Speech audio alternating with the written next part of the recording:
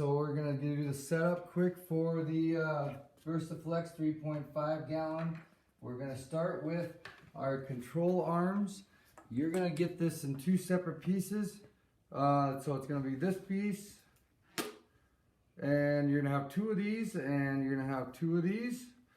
They're both good. This one's gonna have an elbow and a straight connector. This one's gonna have a ball valve and a straight connector. So you're gonna go ahead and insert the elbow into the one side that's got nothing in there. Leave one barb fitting, one barb sticking out. That way it'll help create a watertight connection, otherwise it could drip. Now place one hand on the inside and then take the other one, and you just get that in there and just twist and spin and leave one barb or so. Like I said, you want to see at least one barb, and if you got a couple barbs showing on the inside, that's enough. As long as you got a couple on both sides, you'll have a watertight connection. Now with the other side, and you can spin this tubing one way or the other around this ball valve so it'll lay down. That will all adjust when you fill it full of water. Now we're gonna do the exact same thing here. You're just gonna take that, put the hand on the inside, spin, and as you can see, one or two barbs sticking out. There you go. That is the control arm for the one side. We're gonna repeat that exact same step on the other side.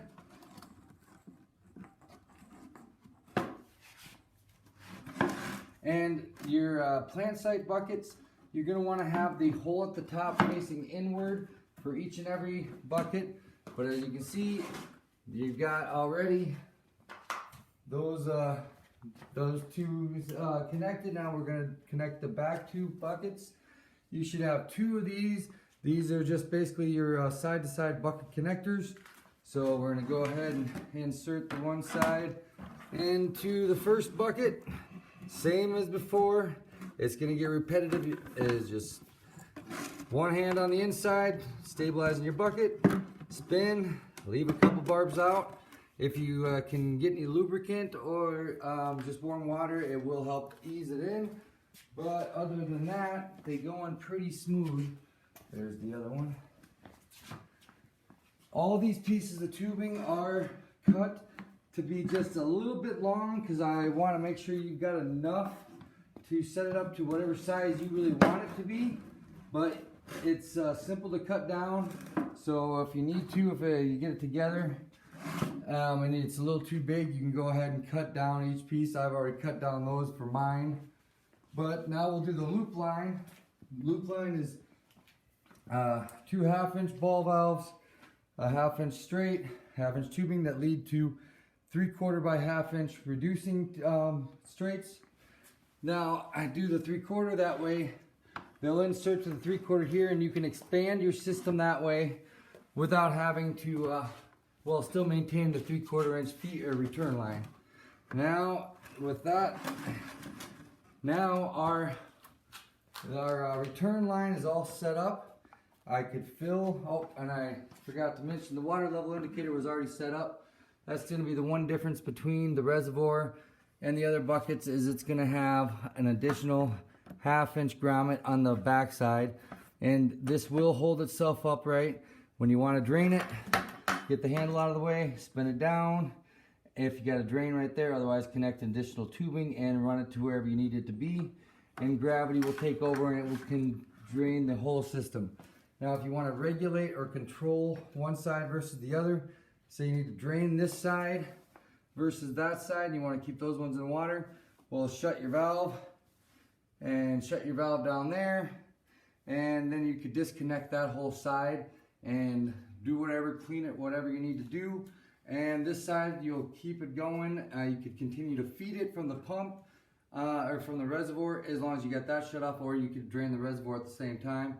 If you want to isolate just the reservoir, shut that off, shut this off. Now you can either drain the reservoir or you can drain all 4 buckets, and you won't have to worry about whatever you don't want drained, not drained. Now this back here, this is your other way to drain or expand or whatnot. Shut these. Well, now your loop line is shut off. You can disconnect. You're not going to lose but maybe an ounce or two of water. And you can go ahead and spread these out, whether if you got it outdoors, you can use as much room as you want. You can swing them inward, outward, disconnect so you can add on. And when you're ready to connect them back up, like I said, this just helps balance and stabilize side to side water levels. If you got them on uneven ground, you're going to want to leave this shut. Otherwise, the gravity will take factor and this side will drain down or that side will drain down to the same water height. But if there's level, you're going to want those both open on a typical basis. Now for the feed line. I know there's a lot of question about the no grommets at top. Well, the reasoning for that is that, and you'll get these, and these will be one piece, so you have 4 pieces. You won't see the T in there. Well, basically, you're gonna take 2 of those, put it around the T, and that T got on a 3-inch piece that's gonna be connected to another T. Well, that T is where you're gonna connect to the initial piece that comes out of the reservoir. Now, this piece, it'll come just like this. Usually I try to have it marked for the feed line. Now you're just going to want to feed that in through your hole, and you don't need the grommet because this is actually extra thick tubing versus the other side. This side will connect to your pump, and you got some play there to adjust. And then from out here, just go ahead and connect that. And your other part of the feed line I've already got set up too. But once again, there's going to be, you're initially going to get this where these are going to be separate, and there we go. So this piece and this piece are going to be connected when you get them, and if not, you'll connect the 2 3-foot long pieces to the T. That will divide here at the pump, and this is where the pump will pump out, split it. It'll come to this side, and then it'll split again on both sides. And you'll notice that there's a thicker, here's the thicker sides. Now the other tubing you'll see is a noticeably different outside diameter than the other half. Well, that is because you want the extra thick stuff to be the part that's feeding to the pump, or the buckets. Now, the no grommets is because you're gonna go ahead and you're gonna run that into the bucket, and it should fit fairly snug. And then you're going to take your elbow and insert it to the tubing on the inside of the bucket. And once you get that on the inside, you can go ahead and just kind of pull that back tight. And now you've got a little bit, it's easier to adjust and move your 90s around. You're gonna not have to worry about it ever pulling apart as if there was a grommet there and you're connecting on just 1 or 2 barbs. I don't like that because you got an opportunity to have something come undone and you just pump your whole system onto your floor. And you're gonna do that in each and every one of these.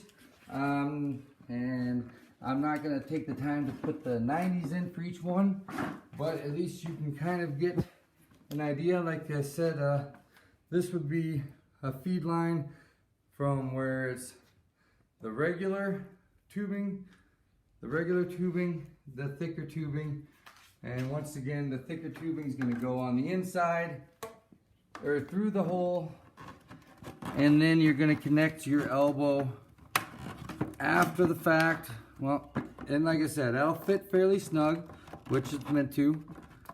Once it's in, pop that in and pull her tight. Now you're going to see that on each and every side, each bucket. Once again, you're going to want to go ahead and spin the tubing, so when you're spinning the tubing, that it's just got a natural lay to it. Like, and then you're going to have, see, like, yeah, if it's like that, it doesn't really look like it works right. Spin that way, and then you're going to get, you should have some zip ties. If you got the zip ties, which I don't think I've got any here at the moment, but ultimately I recommend taking a couple zip ties and going around the T, looping it around here, pull it somewhat tight to this. Here, I'll show you on this one here where It's completed already. Like I said, you spin that until you get it so it kind of lays like about there. And zip tie here, zip tie here. Now if you disconnect it back here, you can swing this whole side and it will stay together. So if that's zip tied, you can go ahead and move that in, move that out. You're not going to have this way over here. If you want, you could leave it out like that, as you will have uneven flows if you got it unbalanced or not like running about the exact same height levels. But you also got the ability for individual valving for each bucket. If this one's dumping more water than this one, we'll valve this one down just a little bit and then open it up. As then you adjust it, you should be able to see fairly simple how much water is dumping. They're all going to return. This bucket's going to return back to this bucket, back to the reservoir, and that the loop line will assist in keeping them balanced. Other than that, your reservoir is going to be, once you get it full, you're going to want the water height to be at the base of the of this lid, unless it's a brand new plant. Then you're going to want to keep it no more than an inch from the rock wool. If you're closer than an inch to your rock wool, you're going to oversaturate that and it could cause issues. But otherwise, 1 inch from the base of that until it's full plant, and then right at the base of the bottom of that net lid, the reservoir, once you start the pump, it's going to pump out and it's going to be an inch or two lower than your plant sites typically. You can also adjust that, because if you valve it down, then it'll stay more balanced, but the moment you shut it off, it'll all level out. Any other questions? I plan on posting a couple more videos, but this is just an initial setup, so you guys don't have to sit there and wonder what's going on. So thank you very much for choosing Versatile Hydroponics, and I will post more soon. Thanks.